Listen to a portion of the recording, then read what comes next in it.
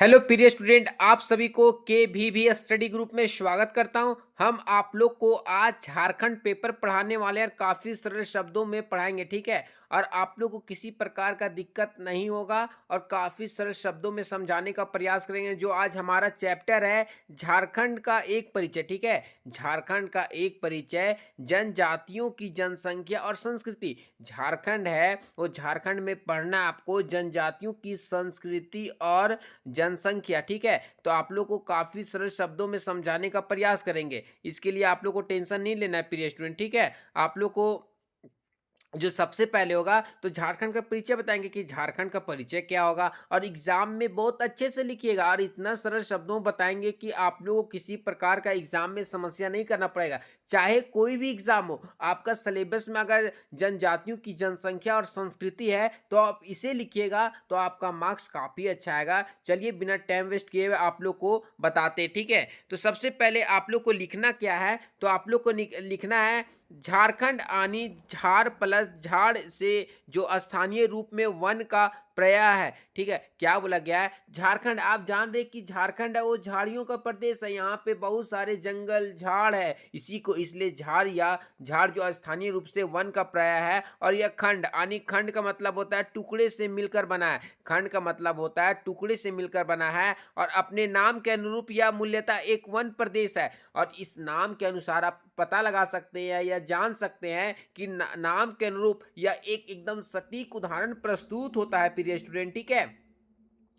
इसके नाम के अनुरूप ये मूलतः एक वन प्रदेश है जो झारखंड के फल स्वरूप सृजित हुआ है। और जो झारखंड के फल स्वरूप सृजित हुआ है, प्रचुर मात्रा में खनिज की उपलब्धता के कारण इसे झारखंड का गरूर भी कहा जाता है। और प्रचुर मात्रा में खनिज को देख रहे झारखंड में कई प्रकार के अभ्रक है, कई प्रकार के यहाँ खनिज संपदा उपलब्ध है जो इसे यहाँ का सामान काफी दूर दूर तक जाता है, ठीक है। और यहाँ सबसे ज्यादा झारखंड कोयला के लिए प्रसिद्ध है, काला हीरा के लिए प्रसिद्ध है प्रिय स्टूडेंट, यहाँ इस बात को लेकर। और इसे भारत का गरूर भी कहा जाता है जो जर्मनी में खनिज प्रदेश के नाम से प्रसिद्ध है। और जो जर्मनी में क्या है तो खनिज नाम से ही प्रसिद्ध है। जर्मनी में देखिए कितने विख्यात है झारखंड का नाम, लेकिन आज तक झारखंड का विकास नहीं कर पाया। आज तक झारखंड की स्थिति काफी दयनीय है। यहाँ के जो बच्चे हैं, यहाँ के जो शिक्षित लोग हैं, उन्हें रोजगार नहीं मिल पा रहा है। रोजगार के लिए दर दर के ठोकर खा रहे हैं, कई वैकेंसियां निकल रही है लेकिन उसे लगातार उन्हें फेस करना पड़ रहा है। कभी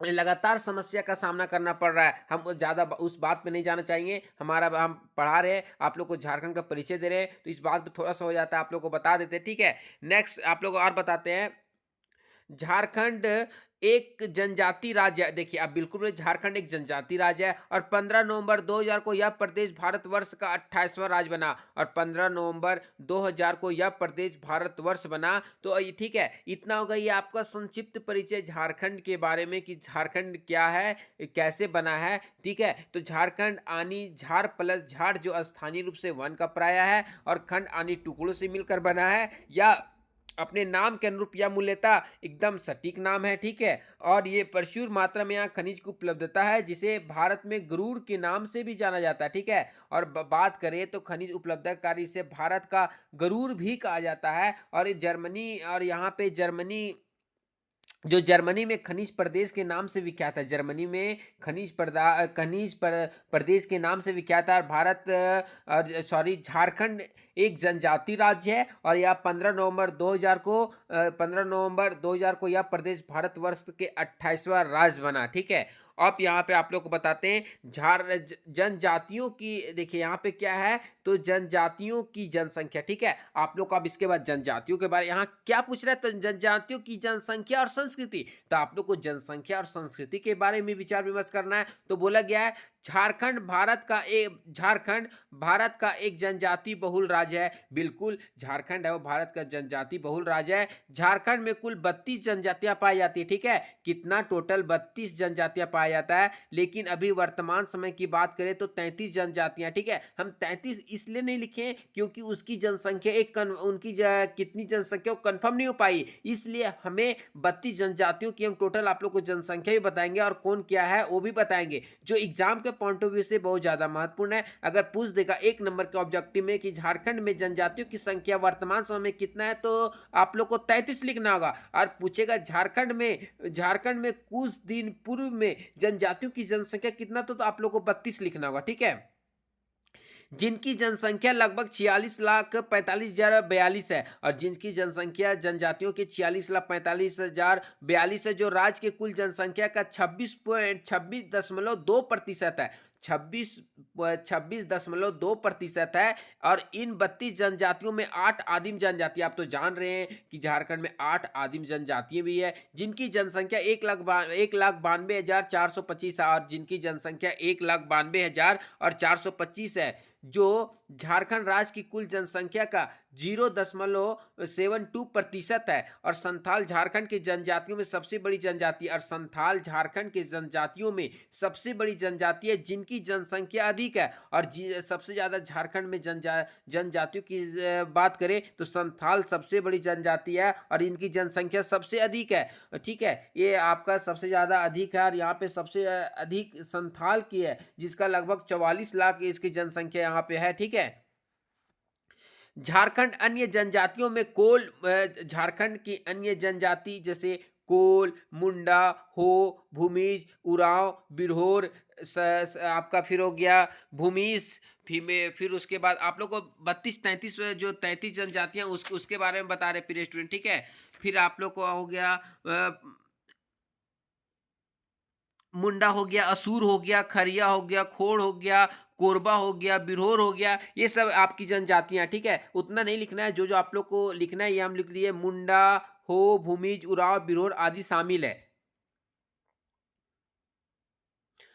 संथाल झारखंड की सबसे बड़ी जनजाति, और संथाल झारखंड की सबसे बड़ी जनजाति है, जिनकी जनसंख्या 44,53,62 है, ठीक है। 44,53,62 है, ठीक है। वे मुख्य रूप से संथाली भाषा बोलते हैं। संथाल है वो मुख्य रूप से संथाली बोलेंगे। मुंडारी है मुख्य रूप से मुंडारी बोलेंगे। मुंडारी झारखंड की दूसरी सबसे बड़ी जनजाति है, जिनकी जनसंख्या 10,49,767 है। वे मुख्य रूप से मुंडारी भाषा बोलते हैं। हो झारखंड की तीसरी सबसे बड़ी जनजाति है, और हो झारखंड की तीसरी सबसे बड़ी जनजाति है। पहला संथाल, दूसरा मुंडारी, और तीसरा हो, ठीक है। ये 2011 के जनगणना के अनुसार इनकी जनसंख्या हम बता रहे हैं, आप लोग गड़बड़ाइएगा नहीं, ठीक है। आप एग्जाम में लिखिएगा तो 2011 के जनगणना के अनुसार झारखंड में संथाल की जनसंख्या 44,53,62 है। मुंडारी की जनसंख्या 10,49,467 है। हो की जनसंख्या 2.5 लाख है, ठीक है। इस तरह आप लोग को लिखना है। जिसकी जनसंख्या 2.5 लाख है, वे मुख्य रूप से हो भाषा बोलते हैं। और भूमिज झारखंड की चौथी बड़ी सबसे बड़ी जनसंख्या वाला है, ठीक है। चौथी सबसे बड़ी जनसंख्या जनजाति वाला है, जिनकी जनसंख्या अभी देखिए हम डाटा खोजने का प्रयास किए थे, लेकिन इसका एक एग्जैक्ट डाटा नहीं आ पाया। ये आप लोग को होमवर्क के रूप में यहाँ पे रहेगा कि भूमिज की आप लोग को जो हम आप लोग को जो होमवर्क दे रहे हैं, तो आप लोग को जो भूमिज है, वो भूमिज की जनसंख्या आप लोग को झारखंड में कितनी, आप लोग को कमेंट बॉक्स में बताना है, ठीक है। ये आप लोग के लिए होमवर्क रहा। ये मुख्य रूप से कुड़म भाषा बोलते हैं, ठीक है। और मुख्य रूप से वे कुड़म भाषा बोलते हैं, ठीक है। इन जनजातियों की अपनी संस्कृति और परंपराएं, और हर जनजाति होता है उनका अपनी संस्कृति, अपनी परंपरा, अपनी धरोहर, अपनी पहचान होता है। वो मुख्य रूप से इस बात को वे दर्शाते हैं कि उनकी क्या संस्कृति नहीं है, ठीक है। ये आप लोग को लिखना होगा। क्या लिख लिए, तो आप लोग जनजातियों की जनसंख्या लिख लिए। अब जनसंख्या के बाद आप लोग को लिखना है प्रिय स्टूडेंट, आप लोग को वर्गीकरण, ठीक है। आप लोग को वर्गीकरण भी कर दीजिए तो और अच्छा हो जाएगा। झारखंड में जनजातियों को मूल रूप से भारतीय मानव विज्ञानी ललिता प्रसाद विद्यार्थी द्वारा उनके सांस्कृतिक प्रकारों के आधार पर वर्गीकृत किया गया है। झारखंड में जनजातियों को मूल रूप से भारतीय मानव वैज्ञानिक ललिता प्रसाद विद्यार्थी द्वारा उनके सांस्कृतिक प्रकारों के आधार पर वर्गीकृत किया गया था। उनका वर्गीकरण इस प्रकार था, और उसका वर्गीकरण क्या था, तो शिकारी संग्रहणकर्ता का प्रकार तो बिरहोर कोरबा, पहाड़ी, खड़िया, ठीक है? ये था। अगर ये नहीं याद रहेगा तो कोई बात नहीं, ये लिखिएगा। अब हस्तांतरित कृषि मतलब सुरैया, पहाड़िया, माल, पहाड़िया, ठीक है? ये आपका है। साधारण कारीगर में आएँगे तो महली, लोहार, करमाली, चीक, ठीक है? और स्थिर कृषक में भूमिज हो, मुंडा, ये सब जितने भी संथाल, ये सब स्थिर कृषक में आते हैं, ठीक है? उसके बाद इतना हो गया। अब आप लोग को अगर और लंबा शब्दों में और अच्छे से लिखना चाहे तो इसका परिचय में लिख सकते हैं, ठीक है? परिचय में लिखना है, झारखंड राज्य प्राकृतिक दृष्टि से दो मुख्य भागों में विभक्त है। झारखंड राज्य प्राकृतिक दृष्टि से मुख्य रूप से दो भागों में विभक्त है। छोटा नागपुर और संथाल परगना। प्रकृतिक ने इसे भरपूर खनिज संपदा दी है, और प्रकृतिक ने झारखंड को खनिज संपदा, भरपूर खनिज संपदा दी है। यहाँ पे अनेक तरह के यहाँ पे सामान पाए जाते हैं, खनिज संपदा पाई जाती है। आप लोग यहाँ पूरा इसमें कई यहाँ पे कई तरह तरह के खनिज संपदा उपलब्ध है। यह पहाड़ों और जंगलों से भरा है, और यह पहाड़ों और जंगलों से भरा है। पहाड़ों के कितने ही सुंदर झरने और जलप्रपात है। और झारखंड की बात करें तो झारखंड में कई सुंदर सुंदर जलप्रपात, झरने निकलते हैं। यहाँ की पारसनाथ पहाड़ियाँ झारखंड में सबसे ऊंची पहाड़ी है, और यहाँ की पारसनाथ पहाड़ियाँ झारखंड में सबसे ऊंची ऊंची पहाड़ियाँ हैं। यहाँ गर्म जलप्रपात है, और झारखंड में गर्म जलप्रपात है। रांची जिला में हुंडरू जलप्रपात है, और रांची जिला में हुंडरू जलप्रपात है। गर्म जलप्रपात की बात, यहाँ गर्म गर्म गर्म जलप्रपात भी उपलब्ध है, और रांची जिला में हुंडरू जलप्रपात है, जो 100 मीटर की ऊंचाई से गिरता है। काफी ऊंचाई से गिरता है, 100 मीटर की ऊंचाई से गिरता है।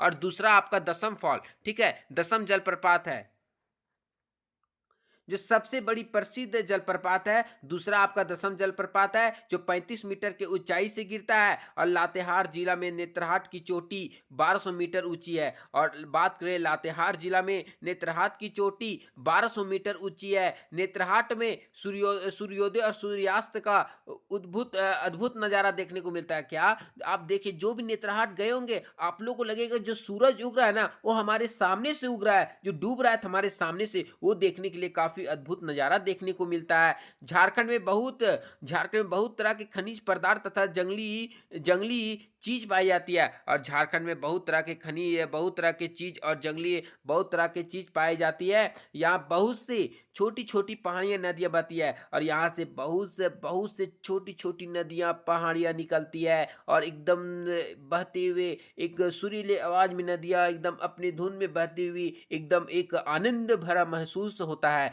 झारखंड में बहने वाली मुख्य नदियाँ आप देख सकते हैं कि कौन कौन नदियाँ बहती है। उत्तरी कोयल, दक्षिणी कोयल, स्वर्ण रेखा, दामोदर, बराकर, शंख, अमानत का, कसाई नदी, ये सब, ये आप लोग को ये देख लीजिएगा कौन कौन नदी बहती है, आप लोग को बता दिए, ठीक है? ये पलामू से गढ़वा जिले से दक्षिण पश्चिमी सीमा से बहती है, ये आप देख लीजिएगा, ठीक है? दूसरा आप लोग को लिखना है जलवायु, ठीक है? अब परिचय लिखिएगा, उसके बाद जलवायु, यहाँ पे जनसंख्या, तो जनसंख्या उनकी जलवायु क्या होगी? उनकी जलवायु तो उत्तरी गोलार्ध में स्थित झारखंड राज्य के मध्य जो झारखंड राज्य है उसके मध्य से कर्क रेखा से होकर गुजरती है, ठीक है? और झारखंड अधिक वर्षा वाला क्षेत्र है, और झारखंड है वो सबसे अधिक वर्षा वाला क्षेत्र है। यहाँ सर्वाधिक वर्षा नेत्रहाट में होती है, और सर्वाधिक वर्षा कहाँ होता है? तो नेत्रहाट में होता है, क्योंकि वहाँ भरपूर वन है, ठीक है? और राज्य का सबसे ठंडा स्थान नेत्रहाट ही है, और सर्वाधिक गर्म स्थान धनबाद है। नेत्रहाट आप देखते गए जाते होंगे तो आप लोग को अनुभव होता होगा, अक्सर लोग ठंडा में घूमने के लिए जाते हैं, और वहाँ पे काफी ठंड होता है। और सर्वाधिक गर्म स्थान की बात करें तो धनबाद है, क्योंकि धनबाद कोयला से भरा है, वहाँ पे कोयला है, इसके वहाँ पे बड़े बड़े कारखाने, वहाँ बड़े बड़े खदान बने हुए हैं, जिस कारण वहाँ गर्मी बहुत ज्यादा होता है।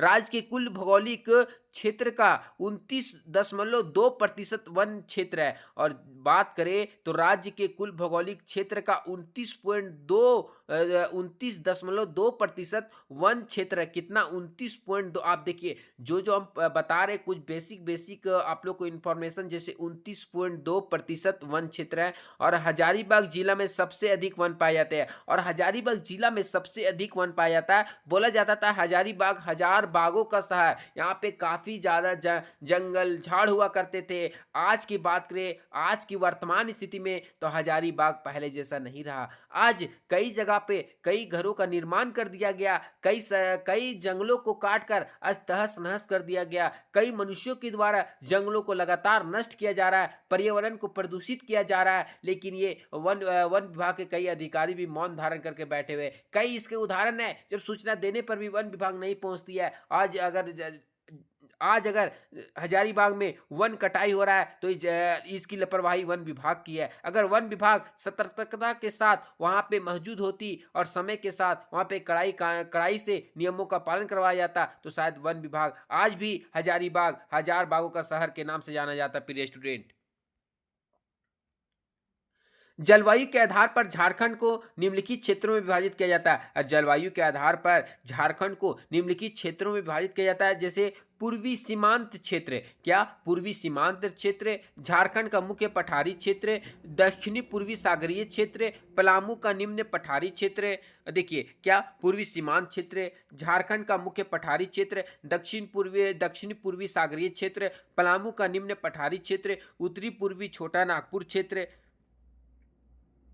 ये आपका है रांची, जसीडीह, देवघर, इटकी तथा हजारीबाग। क्या? रांची, देवघर, इटकी, हजारीबाग आदि स्थान, आपको बात करें, ये सब स्थान में स्वास्थ्य के लिए लाभदायक समझे जाते हैं, और ये सब स्वास्थ्य के लिए काफ़ी लाभदायक, यहाँ पे व्यवस्था काफ़ी उत्तम प्रबंध होती है। और बात करें खनिज संसाधन, अब आप लोगों को खनिज संसाधन के बारे में बात करेंगे, ठीक है। तो झारखंड एक खनिज संपन्न राज्य है। आप जान रहे हैं कि झारखंड प्रकृतियों के गोद में बसा है, और ये खनिज संपन्न राज्य है। छोटा नागपुर पठार न केवल झारखंड है, बल्कि संपूर्ण भारत का सबसे संपन्न क्षेत्र है। छोटा नागपुर पठार न केवल झारखंड है, बल्कि संपूर्ण भारत का सबसे संपन्न क्षेत्र है। भारत का 54% अब्रक और 34% कोयला यहीं पाया जाता है। देखिए कितने संसाधनों से झारखंड परिपूर्ण है। आप देख सकते हैं कि 54% अब्रक झारखंड में पाया जाता है,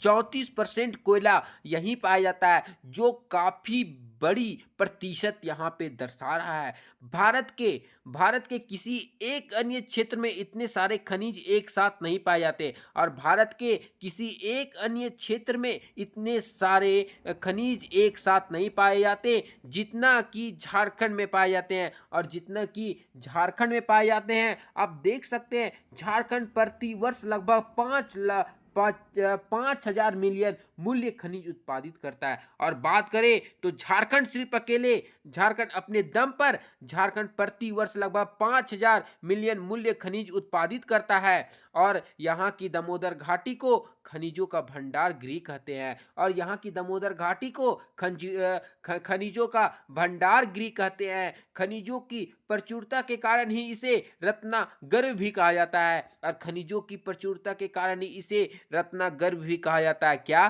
पहला रत्नागर्भ कहा जाता है, उससे पहले क्या था? गरुड़ भी कहा जाता है। कुछ कुछ बेसिक इंफॉर्मेशन दे रहे हैं आप लोग को। फूस दे कि खनिजों की प्रचुरता, झारखंड में खनिजों की प्रचुरता के कारण झारखंड को क्या कहा जाता है? तो रत्नागर्भ भी कहा जाता है, ये भी आ सकता है। झारखंड क्षेत्र में पाए जाने वाले प्रमुख खनिज, देखिए झारखंड में क्या क्या पाया जाता है, इसलिए तो आज झारखंड पूरे देश में विख्यात है, पूरी जगह विख्यात है। झारखंड क्षेत्र में पाए जाने वाले प्रमुख खनिज है तांबा, टीना, सीसा, बॉक्साइड, अभ्रक, चूना पत्थर, निकेल, ग्रेनाइट, सोना, चांदी, ग्रेनाइट, कोयला, यूरेनियम आदि। क्या? तांबा, टीन, सीसा, बॉक्साइड, अभ्रक, चूना पत्थर, निकेल, ग्रेनाइट, सोना, चांदी, कोयला, यूरेनियम, ये प्रमुख रूप से पाए जाते हैं। और कत्था हजारीबाग और पलामू में तैयार किया जाता है। जो कत्था पान में लगाया जाता है ना, जो पान खाते हैं ना, पान में जो कत्था लगता है, उस कत्था को हजारीबाग जिला, पलामू जिला में तैयार किया जाता है। अबरक के उत्पादन में झारखंड न केवल भारतीय राज्य भारतीय राज्य में पूरे विश्व में अग्रणीय है, पूरे विश्व में विख्यात है। बात करें अबरक के उत्पादन के क्षेत्र में, झारखंड का नाम केवल भारत राज्य में ही विख्यात नहीं है, पूरे विश्व में अग्रणीय है। पूरे विश्व के लोग झारखंड के नामों से जानते हैं। लेकिन झारखंड, देखिए झारखंड की दयनीय स्थिति, आज भी यहाँ के युवा रोजगार के लिए दर दर का ठोकर खा रहे हैं। अगर कोई नियुक्ति निकलती है तो वह तुरंत ही कुछ दिनों में रद्द हो जाता है। कुछ दिनों में कई लोगों पे भेंट चढ़ जाता है, उसे फिर नियुक्तियां रद्द करनी पड़ती है। आस लगाए झारखंड वासियों, आस लगाए कई विद्यार्थी अपनी जिंदगी ज्यों का त्यों बर्बाद कर रहे हैं। लगातार उन्हें संघर्ष करना पड़ रहा है, उसके बाद भी सफलता हासिल नहीं हो पा रहा है प्रिय स्टूडेंट, ठीक है। उसके बाद आप लोग को पर्यावरण के बारे में लिखना है, ठीक है। तो पर्यावरण आप लोग को लिखे, क्या बताएं? तो सबसे पहले आप लोग को जलवायु से पहले परिचय क्या लिखना है? परिचय लिखना है। परिचय के बाद आप लोग को जलवायु लिखना है प्रिय स्टूडेंट। जलवायु के बाद आप लोग को लिखना है, ठीक है, खनिज संसाधन हो गया, ठीक है, वो खनिज संसाधन लिखना है। उसके बाद आप लोग को पर्यावरण, ठीक है, उसके बाद आप लोग को पर्यावरण के बारे में बताएंगे, ठीक है। काफी सरल शब्दों में बता रहे। अगर हमारा बताने का तरीका अच्छा लग रहा होगा तो के भी स्टडी ग्रुप को जरूर सब्सक्राइब, लाइक, शेयर कर दे। वनों का प्रदेश होने के कारण झारखंड का पर्यावरण संतुलित एवं प्रदूषण मुक्त रहता है। देखिए, प्रदूषण की बात करें झारखंड में तो वनों का प्रदेश कहा जाता है। और सबसे ज्यादा वन देखिए आप हजारीबाग में एक समय में हुआ करता था, और हजारीबाग काफी शुद्ध एरिया माना जाता है, ठीक है। नेत्रहाट में भी काफी वन है, वो भी काफी शुद्ध एरिया माना जाता है। नई नई परियोजनाओं आरंभ होने के कारण वन का कटाव एवं औद्योगिक के कारण प्रक्रिया प्रतिकूल प्रभाव पर्यावरण पर पड़ रहा है। बात करें प्रिय स्टूडेंट, नई नई परियोजनाएं आरंभ होने के कारण वन कटाव काफी तेजी से हो रहा है। औद्योगिकरण की प्रक्रिया प्रतिकूल प्रभाव पर्यावरण पर पड़ रहा है, क्योंकि नए नए फैक्ट्रियां स्थापित हो रही है, वहां से कई पेड़ पौधे नष्ट किए जा रहे हैं, जिसके कारण हमारे हमारे स्वास्थ्य पे भी काफी प्रभाव पड़ रहा है, जिसके कारण आज की समस्या काफी महत्वपूर्ण हो गई है। पहले लोग बीमार नहीं पड़ते थे, लेकिन आज इतने प्रदूषण फैला रहे हैं, जिसके कारण पर्यावरण को नुकसान पहुंचा रहे हैं, जिसके कारण आज हमें लगातार बीमारियों से कई लोग ग्रस्त मिलेंगे। ताप विद्युत केंद्रों के कारण ताप विद्युत केंद्रों के कारण दमोदर घाटी है, वायु प्रदूषण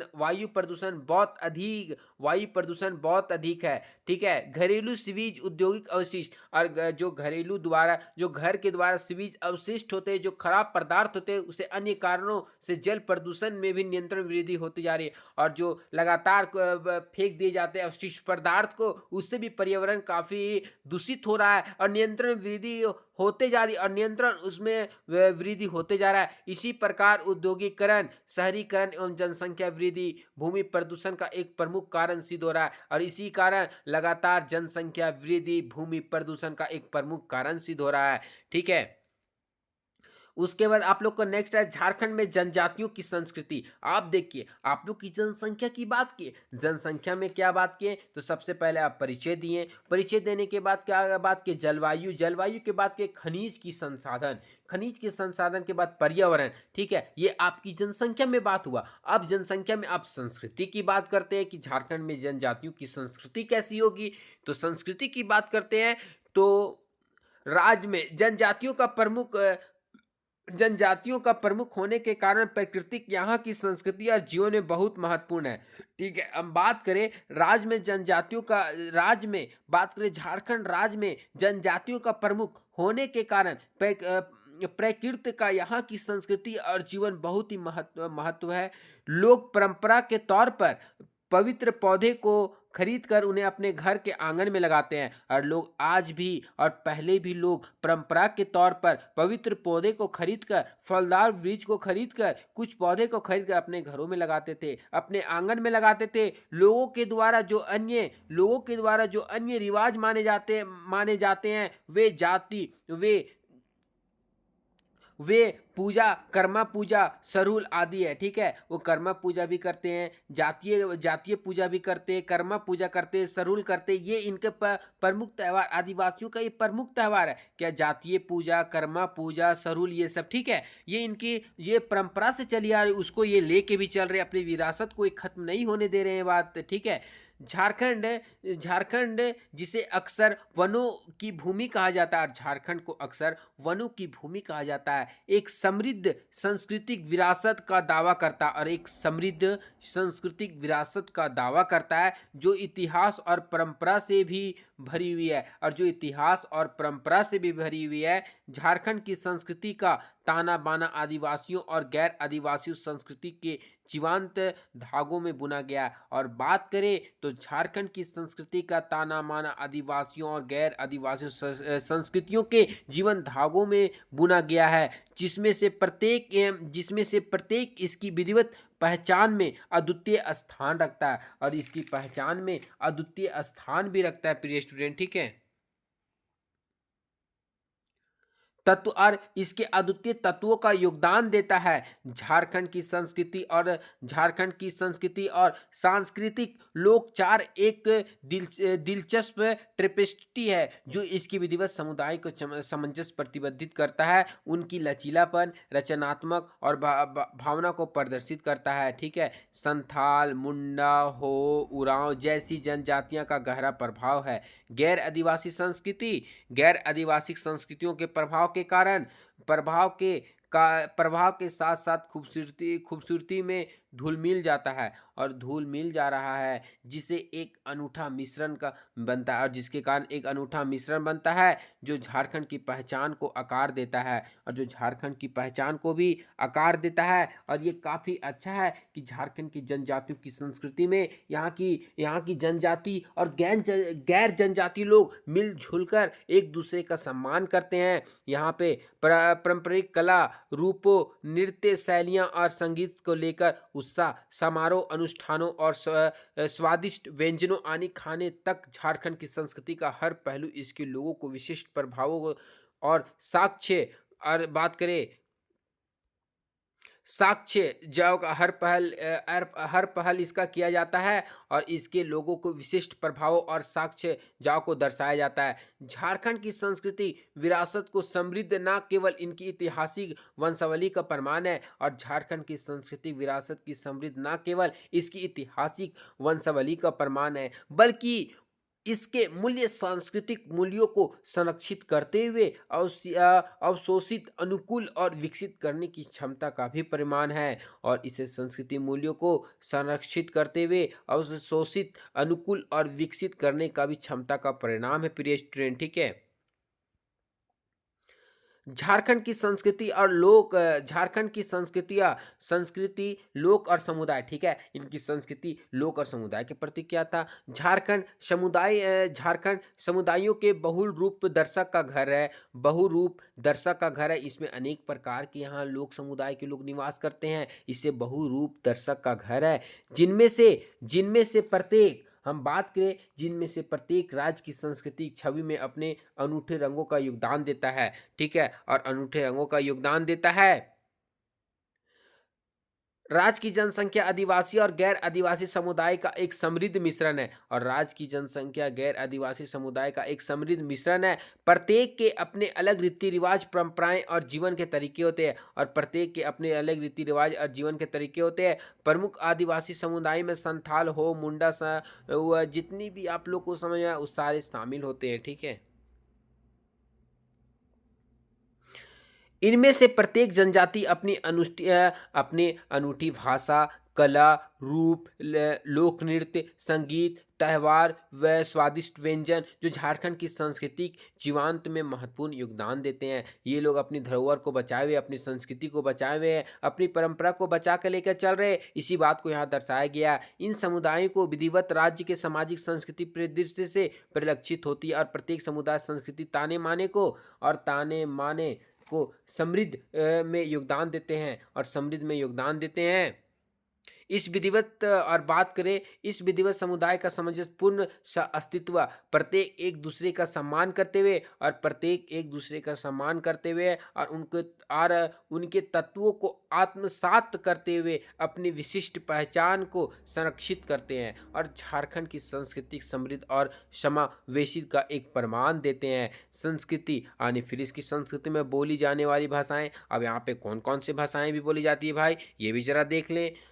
झारखंड की भाषाई परिदृश्य, झारखंड की संस्कृति और इसके जातीय परिदृश्य जितना भी विधिवत है, इनके संपूर्ण क्षेत्र की बात करें तो असंख्य भाषाएं बोली जाती है और कई भाषाएं यहाँ पे बोली जाती है। लेकिन बात करें हिंदी अपने विभिन्न बोलियों में से सबसे अधिक बोले जाने वाली भाषा है और हिंदी देखिए हर लोग का दिलचस्प होता है, हर लोग बोल सकते हैं। एक मुंडा जनजाति के लोग मुंडारी बोलने के साथ साथ वह आराम से हिंदी भाषा बोल सकते हैं। एक संथाली लोग संथाल बोलने के साथ साथ वह हिंदी भी काफ़ी अच्छी बोल लेते हैं। हम लोग की भाषा वो काफ़ी अच्छी समझ हिंदी काफ़ी अच्छी समझ आते हैं, लेकिन हम लोग उनके भाषा को नहीं समझ पाते हैं। ये बात को भी दर्शाया गया है, राज्य की सामान्य भाषा के रूप में कार्य करती है और राज्य की सामान्य भाषा के रूप में हिंदी कार्य करता है। हालांकि यह जनजातियों की भाषा ही नहीं है और बात करें हालांकि यह जनजातियों की भाषा ही नहीं है जो वास्तव में झारखंड की भाषाएं विरासत को परिभाषित करती है और वास्तव में इसकी विरासत को परिभाषित करती है। और बात करें आदिवासी समुदाय वो द्रविड़ भाषा के परिवारों से संबंधित भाषाएं बोलते हैं और आदिवासी समुदाय हैं वो द्रविड़ों से संबंधित भाषाएं बोलते हैं। इनमें से संथाली, मुंडारी, हो, खरिया और कुरुक कुछ प्रमुख आदिवासी भाषाएं हैं जो झारखंड की संस्कृति परिवेश में महत्वपूर्ण स्थान रखते हैं। कौन कौन महत्वपूर्ण स्थान रखता है? संथाली, मुंडारी, हो, खरिया, कुरुक, ये सब प्रमुख भाषा संस्कृति परिवेश में महत्वपूर्ण स्थान रखते हैं। इनमें से प्रत्येक भाषा अपनी अनूठी लिपि और व्याकरण है जो संबंधित जनजातियों को समृद्ध संस्कृति, विरासत और ऐतिहासिक विकास का प्रमाण है। क्या विकास का प्रमाण है या प्रतिबिंबित करती है। उदाहरण के लिए बात करें तो आप लोग को उदाहरण के लिए बात करें संथाली ओल चिकी लिपि का उपयोग भी करते हैं, चिकी लिपि का उपयोग करते हैं और उन पर कुछ आदिवासी भाषा में से एक जिसकी लिखित परंपरा यह सिर्फ संचार का माध्यम ही नहीं है और जो भाषा है वो लिखित परंपरा है, यह सिर्फ संचार का माध्यम ही नहीं है, इसे हम संचार का माध्यम ही नहीं बोल सकते बल्कि संथाल जनजाति का लोक कथाओं, मौखिक परंपराओं और सांस्कृतिक लोकचार का भंडार भी है। ये इस तरह ये आपका लेसन समाप्त हो गया। अगर हमारा बताने का तरीका अच्छा लग रहा होगा तो के भी स्टडी ग्रुप को जरूर सब्सक्राइब, लाइक, शेयर कर दे प्रिय स्टूडेंट। जय हिंद, जय भारत।